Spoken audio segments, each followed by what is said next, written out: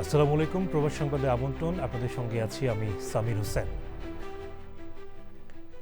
শুরুতেই জানিয়ে দিচ্ছি ফ্রেমওয়ার্ক ফাইন্যান্স লিমিটেড প্রবাস সংবাদ শিরোনাম।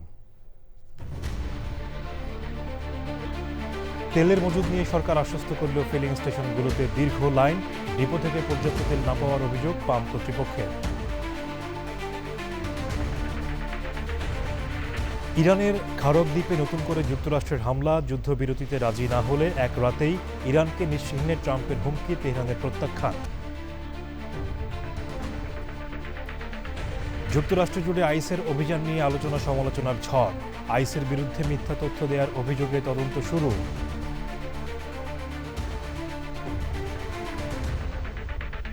এবং সুইডেনে স্থায়ী বসবাসের অনুমতি দেওয়ার সুযোগ বন্ধের পথে, নতুন আইন চলতি বছরের 12 জুলাই থেকে কার্যকরের সম্ভাবনা।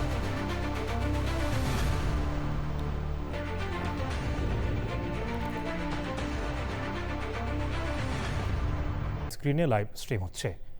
এবার বিস্তারিত। তেলের মজুদ নিয়ে সরকার বারবার আশ্বস্ত করলেও ফিলিং স্টেশনগুলোতে এর কোনো প্রতিফলন নেই। ডিপো থেকে সময়মতো পর্যাপ্ত তেল না পাওয়ার অভিযোগ করছে পাম্প কর্তৃপক্ষ। গাড়ি চালকরা বলছেন, তেল সংগ্রহ করতে গিয়ে তাদের অতিরিক্ত ডিউটি করতে হচ্ছে। মাসরুর শাকিলের রিপোর্ট। রাজধানীর সবচেয়ে বেশি ফিলিং স্টেশন রয়েছে মহাখালী থেকে 7 রাস্তা পর্যন্ত সড়কে। এই সড়কে সুপরিচিত একটি পেট্রোল পাম্পে তেলের গাড়ি প্রবেশ করে দুপুর 12টার পর। ততক্ষণে অপেক্ষমান গাড়ির সারি ছাড়িয়েছে 2 কিলোমিটার। দিনের 12টা আপনারা এখনো তেল দেওয়া শুরু করেননি? আমাদের তো এখনো তেল আসেনি। আমাদের লরি ওই ডিপোয় আছে। আমাদের ডিজেলের গাড়ি অলরেডি চলে আসছে। ডিজেল অকটেন দুটাই একসঙ্গে পাঠিয়েছি। তার ডিজেলটা আমাদের আগে দিছে, আমরা আগে নিয়ে চলে আসছি। অকটেনের গাড়িটা অন দা ওয়ে। জ্বালানির সংকট শুরু হওয়ার পর থেকে বিপাকে গাড়ি চালকরা। বলতে পারি না তেল যে কখন পাবো, এটা নিয়ে টেনশন। খালি ঘুরতেছি, কালকেও ঘুরছি, পাই নাই। তেল নিতে নিতে আবার সকাল 6টা বাজে ডিউটির সময় হয়ে যায়। 6টা 5-এ থাকলে হবে না, 6টায় থাকতে হসপিটাল ডিউটি, যেহেতু মানে টাইম মেনটেনের ব্যাপার স্যাপার থাকে। এইভাবে এই ফুল টাইম ডিউটি হয়ে যাচ্ছে। মানে ডিউটি শেষ করে তেল তুলে আবার তেল তোলা শেষ হলে আবার ডিউটির সময় হয়ে গেছে, তা হয়তো বা ডিউটির সময় লেটও হয়ে গেছে। ভোর থেকে অপেক্ষা করেও কখনো কখনো তেল না পাওয়ার আক্ষেপ গাড়ি চালকদের। রাতে 12:30টার দিকে আসছি, আইসা মানে নিতে পারি না, চলে গেছি।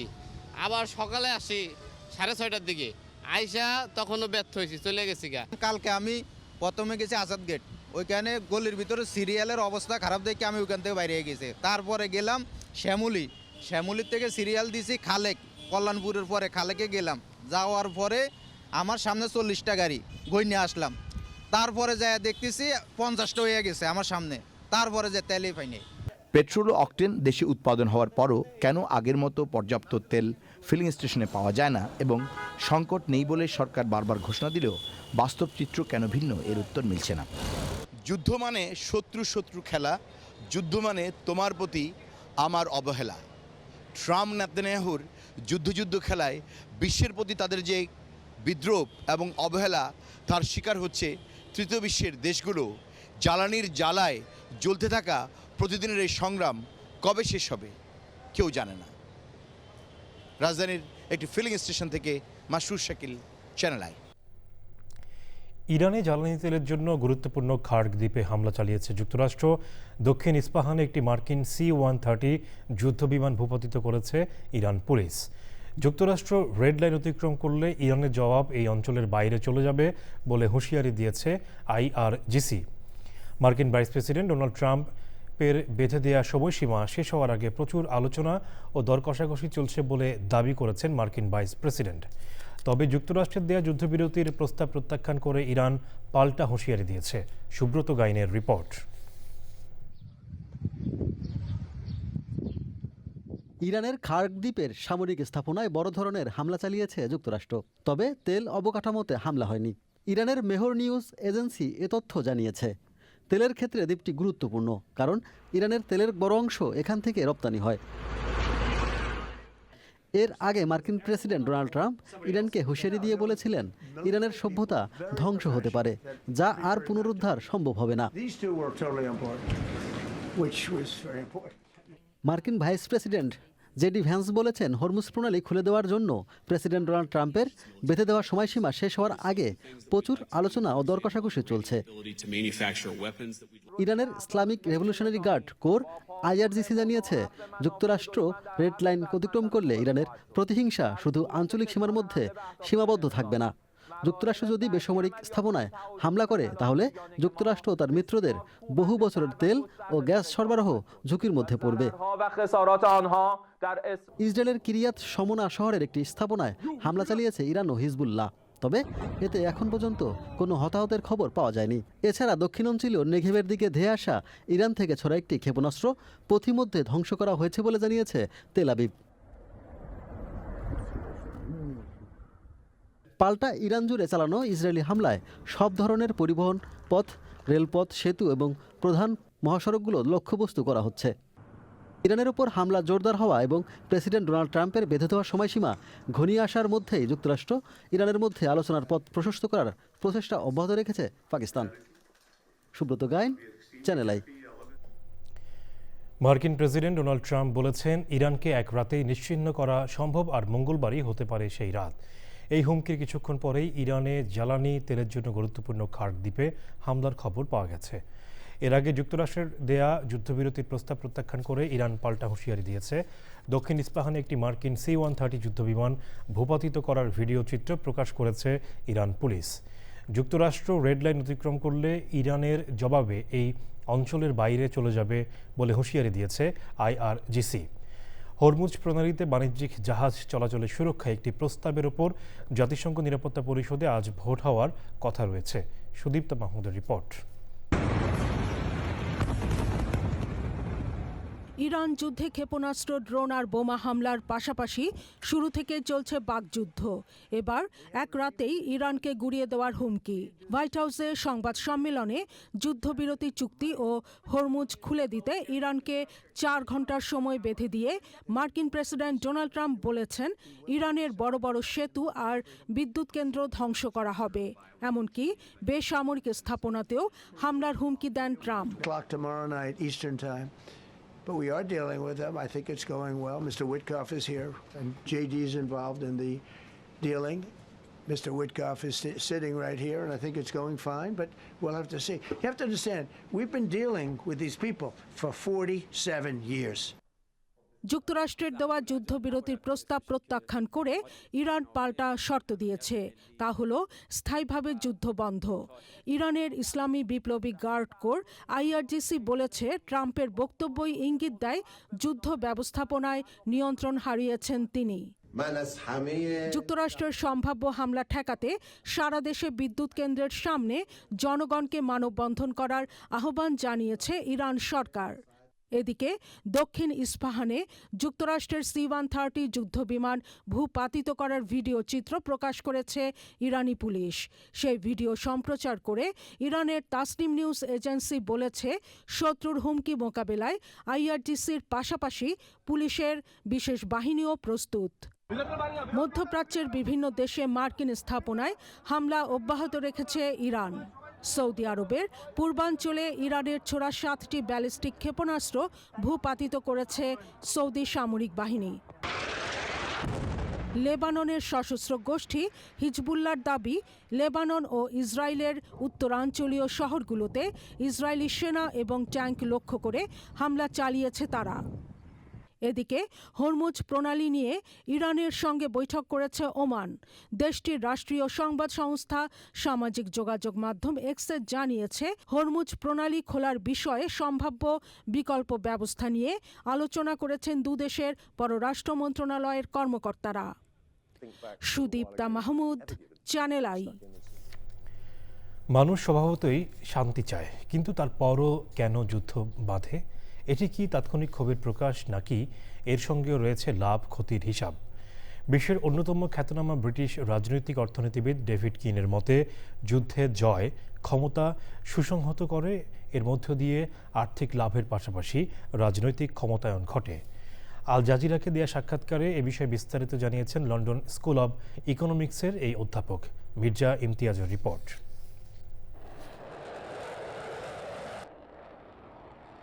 আধুনিক রাষ্ট্র ব্যবস্থার অনেক আগে থেকেই দখলদারত্ব আর ক্ষমতা প্রকাশের অন্যতম মাধ্যম যুদ্ধ। একসময় যুদ্ধ হতো রাজায় রাজায়, এখন যুদ্ধ হয় দেশে দেশে। সময়ের পরিবর্তন আর যুদ্ধাস্ত্রের আধুনিকায়নে যুদ্ধ মানেই ব্যাপক প্রাণহানি আর ধ্বংসযজ্ঞ। গাজায় ইসরায়েলি আগ্রাসন আর ইরানে যুক্তরাষ্ট্র ইসরায়েলের হামলার পর যুদ্ধের মনস্তত্ত্বের বিষয়টি সামনে এসেছে। খ্যাতনামা ব্রিটিশ অর্থনীতিবিদ ডেভিড কিন হিসাব কষে দেখিয়েছেন যুদ্ধ কিভাবে বিজয়ী দেশকে লাভবান করে। তার মতে যুদ্ধ রাজনৈতিক নিয়ন্ত্রণ, অর্থনৈতিক স্বার্থ এবং ক্ষমতায়নের প্রক্রিয়াকে সুসংহত করে। ডেভিড কিন ব্যাখ্যা করে দেখিয়েছেন এসব কারণে বিজয়ের সম্ভাবনা না থাকলেও অনেক যুদ্ধক্ষেত্র বছরের পর বছর টিকে থাকে। Mirza Imtiaz, channel I.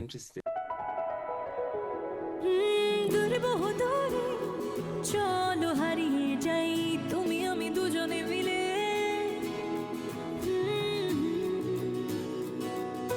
মিষ্টি মিষ্টি আদরে ভালোবাসার চাদরে হারিয়ে যাই দূরে বহুদূরে। লালা এভাবেই হারিয়ে গিয়ে ফিরে আসার গল্পগুলো বুনি শাহজালাল ফুড প্রোডাক্টসের বিস্কুট এবং ড্রাই ফ্রুটের সাথে। শাহজালাল, ঐতিহ্যের অনন্য স্বাদ, বিশ্বময়। এবারে যুক্তরাষ্ট্রের সংবাদ।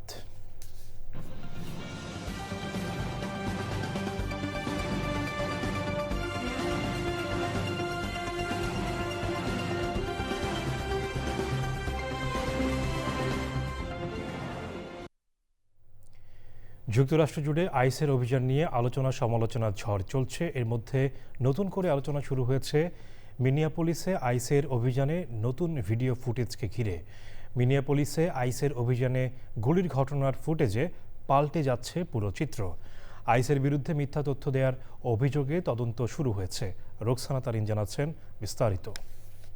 মিনিয়াপোলিসে আলোচিত গুলিকাণ্ড, নতুন ভিডিও ফুটেজে পাল্টে যাচ্ছে পুরো চিত্র। যুক্তরাষ্ট্রের ইমিগ্রেশন অ্যান্ড কাস্টমস এনফোর্সমেন্ট আইসের এজেন্টদের বিরুদ্ধে এবার মিথ্যা তথ্য দেওয়ার অভিযোগে শুরু হয়েছে তদন্ত। চলতি বছরের জানুয়ারিতে মিনিয়াপোলিসে রেনে গুড নামের এক নারীর মৃত্যুকে ঘিরে শুরু হয় উত্তেজনা। সে সময় আইস এজেন্টরা দাবি করেছিল আত্মরক্ষার্থেই গুলি চালানো হয়েছিল। তবে সোমবার প্রকাশিত নতুন ভিডিও ফুটেজ সেই দাবিকে প্রশ্নবিদ্ধ করেছে। ভিডিওতে দেখা যায় ভেনিজুয়েলার এক নাগরিককে ধাওয়া করে তার বাসায় ঢুকে পড়ে এজেন্টরা। এরপর সেখানেই গুলির ঘটনা ঘটে, যা এজেন্টদের আগের বক্তব্যের সঙ্গে স্পষ্ট অসঙ্গতি তৈরি করেছে। এই নতুন তথ্য সামনে আসার পর ফেডারেল কর্মকর্তাদের বিরুদ্ধে মিথ্যা বলার অভিযোগে তদন্ত শুরু হয়েছে। ইতোমধ্যে সংশ্লিষ্ট কিছু অভিযোগ প্রত্যাহার করা হয়েছে এবং ঘটনায় জড়িত এজেন্টদের বরখাস্ত করার পাশাপাশি তাদের বিরুদ্ধে ফৌজদারি মামলার বিষয়টিও বিবেচনায় রয়েছে। এদিকে ঘটনার পর থেকে মিনিয়াপোলিসে চলছে তীব্র বিক্ষোভ। ন্যায় বিচারের দাবিতে রাস্তায় নেমেছে সাধারণ মানুষ। বিশ্লেষকরা বলছেন, নতুন ভিডিওটি শুধু একটি ঘটনার চিত্রই নয়, এটি আইন শৃঙ্খলা বাহিনীর জবাবদিহিতা নিয়েও বড় প্রশ্ন তুলে দিয়েছে। Roksana Tarin, channel I. মানুষ হিসেবে এখন পর্যন্ত পৃথিবী থেকে সবচেয়ে দূরবর্তী জায়গায় ভ্রমণের নতুন রেকর্ড গড়েছেন মার্কিন আর্টেমিস 2 এর নভোচারীরা। চাঁদ প্রদক্ষিণের পর সূর্যগ্রহণও দেখেছেন মহাকাশ অভিযাত্রীরা। চাঁদের পেছনে থাকার সময় নভোচারীরা নাসার সঙ্গে 40 মিনিটের জন্য সংযোগ হারিয়ে ফেলেন। সোমবার রাতে তারা চন্দ্রযানটিকে বাড়ির দিকে ফেরান। বিস্তারিত জানাচ্ছেন আমিনা রহমান সুপ্তি। রেকর্ড দূরত্ব, আলোর তীব্রতা এবং বিশেষ কক্ষপথের কারণে আর্টেমিস 2 এর মহাকাশচারীরা এমন সব দৃশ্য দেখেছেন যা কোনো মানুষ আগে কখনো দেখেনি। নাসা জানিয়েছে, চাঁদের এমন দুর্লভ অংশ দেখার পাশাপাশি পৃথিবীরও চমৎকার কিছু দৃশ্য ধারণ করেছেন নভোচারীরা। আর্টেমিস 2 অভিযানের 4 জন নভোচারী সোমবার যখন চাঁদের পিছন থেকে সবচেয়ে দূরবর্তী জায়গায় পৌঁছান, তখন পৃথিবী থেকে তাদের দূরত্ব ছিল প্রায় 4,06,788 কিলোমিটার। এর আগে পৃথিবী থেকে এত দূরে কোনো মানুষ ভ্রমণ করেনি। এর মধ্যে দিয়ে নতুন রেকর্ড গড়েছে আর্টেমিস 2 অভিযান। তাদের বহনকারী ওরিয়ন মহাকাশযানটি যখন চাঁদের পেছন দিকে যায় তখন পৃথিবীর সঙ্গে তাদের যোগাযোগ প্রায় 40 মিনিট বন্ধ থাকে। ওই অংশ ঘুরে আসার পর নিয়ন্ত্রণ কক্ষের সঙ্গে তাদের আবারও যোগাযোগ স্থাপন হয়। মার্কিন মহাকাশ গবেষণা সংস্থা নাসার আর্টিমিস 2 চন্দ্রাভিযানের অংশ হিসেবে সফলভাবে চাঁদের পেছনের অংশ ঘুরে আসা 4 নভোচারীকে অভিনন্দন জানিয়েছেন মার্কিন প্রেসিডেন্ট ডোনাল্ড ট্রাম্প। অরিয়ন মহাকাশযানে অবস্থানকারী ওই নভোচারীদের সঙ্গে ফোনে কথা বলেছেন তিনি।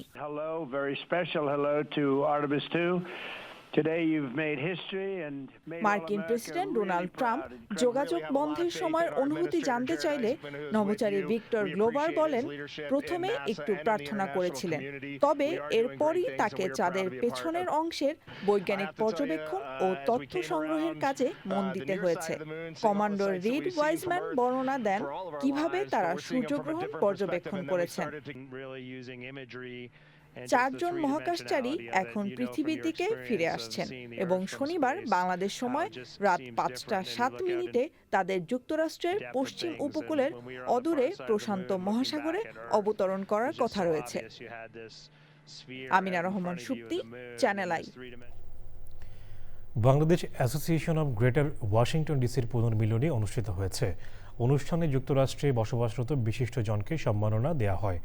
ওয়াশিংটন ডিসি থেকে জানাচ্ছেন স্যাম রিয়া। যুক্তরাষ্ট্রের ভার্জিনিয়ার কম্পোর্টিন স্প্রিংফিল্ডে Bangladesh association of greater Washington DC বাগডিসির উদ্যোগে পুনর্মিলনী 2026 অনুষ্ঠিত হয়েছে। সংগঠনের সেক্রেটারি কচি খানের সঞ্চালনায় অনুষ্ঠানের সভাপতিত্ব করেন সভাপতি নুরুল আমিন। অনুষ্ঠানে বাগডিসির সাবেক সভাপতিদের বিশেষ সংবর্ধনা প্রদান করা হয়। Washington university of science and টেকনোলজির চ্যান্সেলর ইঞ্জিনিয়ার আবু বকর হানিফ, ফোভানার সাবেক চেয়ারম্যান রেহান রেজা ও মোহাম্মদ আলমগীরকে সম্মাননা প্রদান করা হয়। অনেক আগের যারা কর্মরত ছিল এবং বর্তমান যারা আমরা কর্মরত আছি তাদেরকে নিয়ে একটা পুনর্মিলনের আয়োজন করেছি এই সন্ধ্যায়। বাগডিসি একটা ঐতিহ্যবাহী সংগঠন, আমরা সবসময় জনগণের সাথে থাকি এবং নির্দলীয় নিরপেক্ষ সংগঠন। সাংস্কৃতিক পর্বে সংগঠনের নিজস্ব শিল্পী গোষ্ঠী সঙ্গীত পরিবেশন করে। গান পরিবেশন করেন ডক্টর সীমা খান, শিমুল ঘোষ ও অপরূপা মিষ্টি। তাদের পরিবেশনা দর্শকদের মুগ্ধ করে। অনুষ্ঠানের শেষ পর্যায়ে মঞ্চে আসেন জনপ্রিয় শিল্পী দিনাত জাহান মুন্নি, যার পরিবেশনা মধ্যরাত পর্যন্ত উপভোগ করেন উপস্থিত দর্শকরা।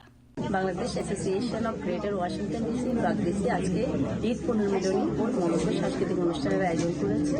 ওয়াশিংটন ডিসি থেকে স্যামরিয়া, চ্যানেল আই।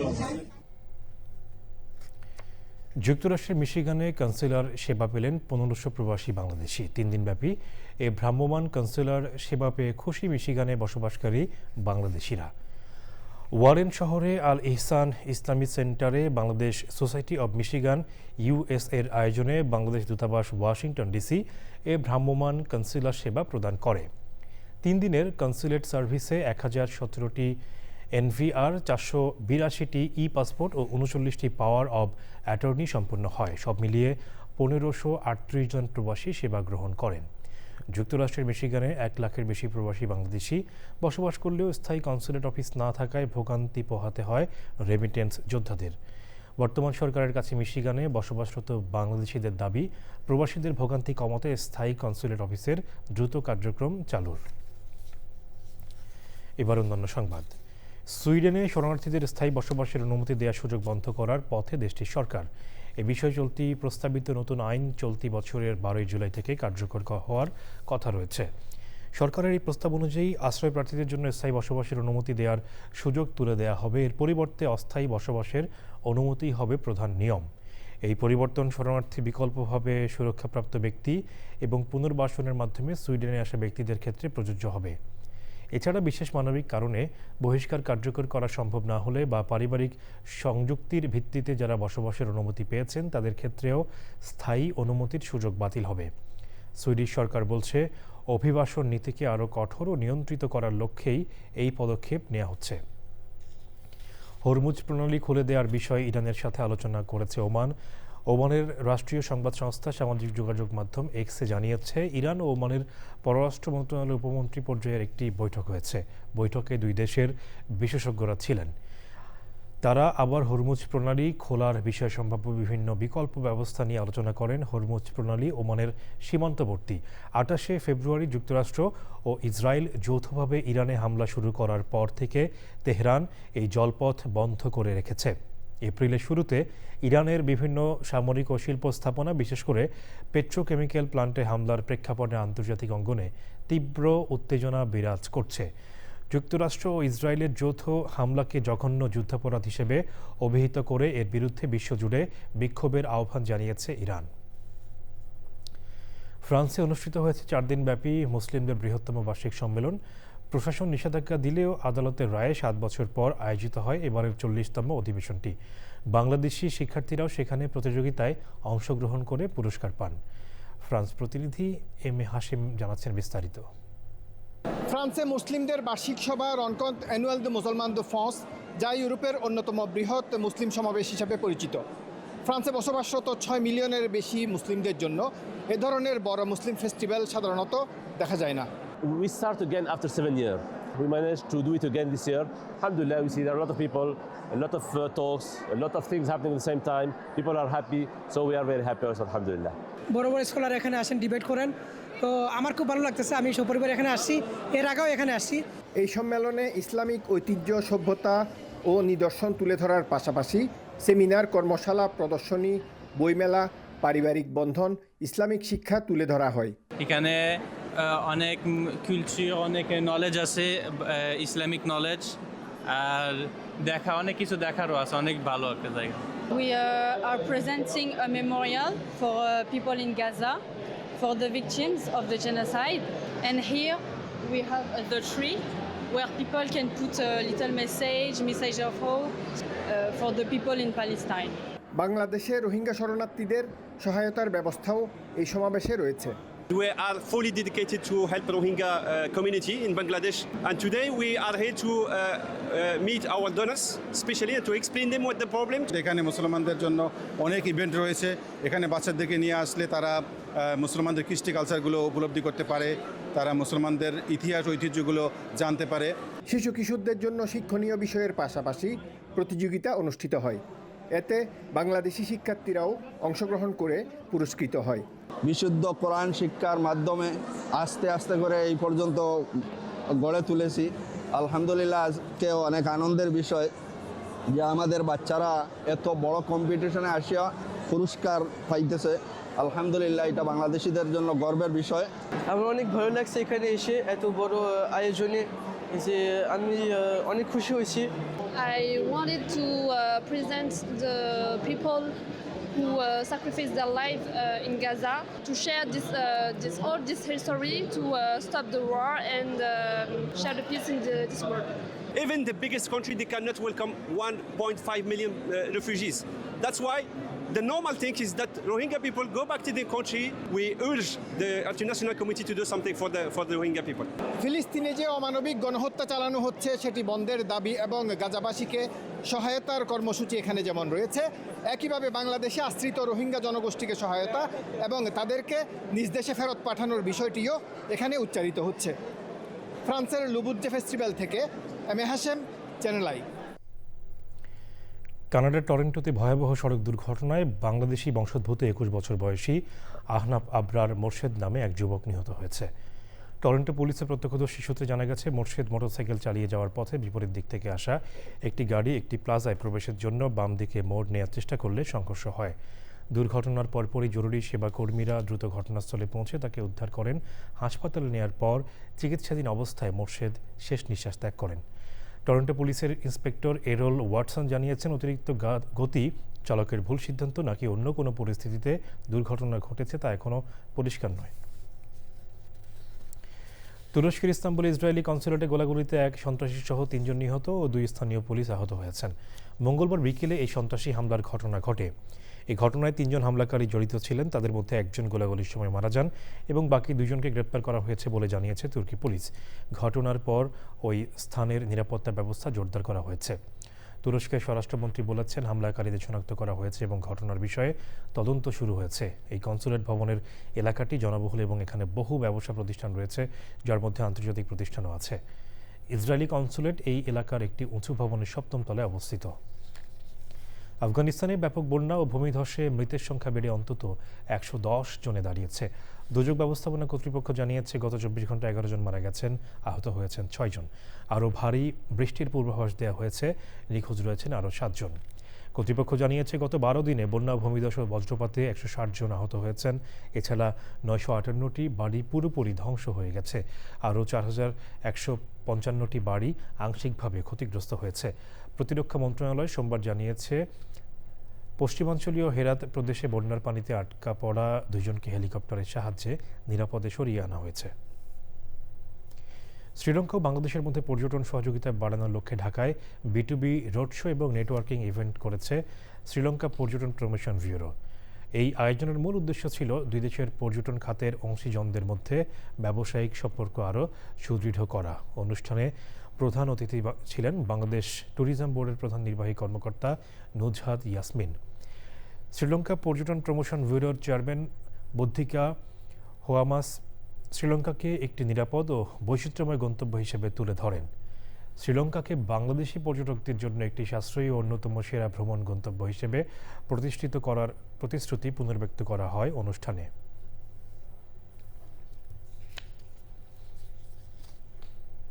শেষ করার আগে ফ্রেমওয়ার্ক ফাইন্যান্স লিমিটেড প্রবাস সংবাদ শিরোনামগুলো জানাচ্ছি আরও একবার।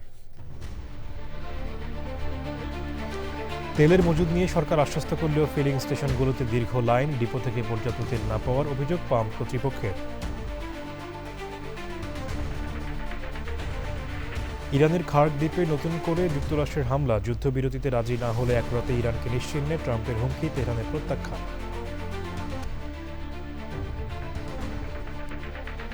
যুক্তরাষ্ট্র জুড়ে আইএসের অভিযান নিয়ে আলোচনা সমালোচনার ঝড়, আইএসের বিরুদ্ধে মিথ্যা তথ্য দেওয়ার অভিযোগে তদন্ত শুরু।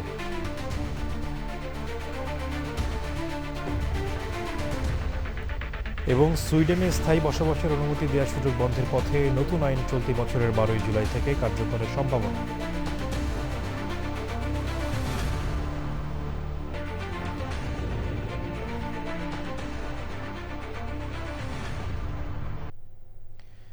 দর্শক, দেশের সবচেয়ে জনপ্রিয় টেলিভিশন চ্যানেল আই সর্বশেষ সংবাদ জানতে ভিজিট করুন channelionline.com-এ। আমাদের সোশ্যাল মিডিয়া প্ল্যাটফর্মগুলোর পাশাপাশি যুক্ত থাকুন ওটিটি প্ল্যাটফর্ম আই স্ক্রিনের সাথে। এই ছিল প্রবাস সংবাদে সাথে থাকার জন্য ধন্যবাদ সবাইকে।